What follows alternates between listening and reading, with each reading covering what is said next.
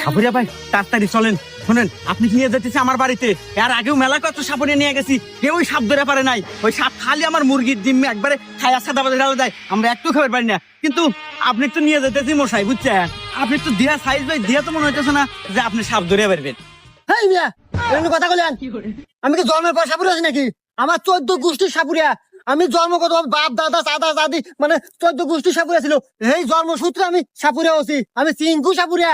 এমনকি সাপ তো ধরা দূরে থাক, সাপ ধরে নিজের হাতে সাপের দাঁত আমি ছিনেই নেই। আচ্ছা চলেন দেখি, এই মাঠেই পরিচয় পাওয়া যাবে না আপনি আপনি কিরকম খালি সাপুরিয়া। বাড়ি পর্যন্ত নিয়ে আনুন, সাপের কাল্লা ধরে নিয়ে আসবো আমি। আসেন। আচ্ছা চলেন।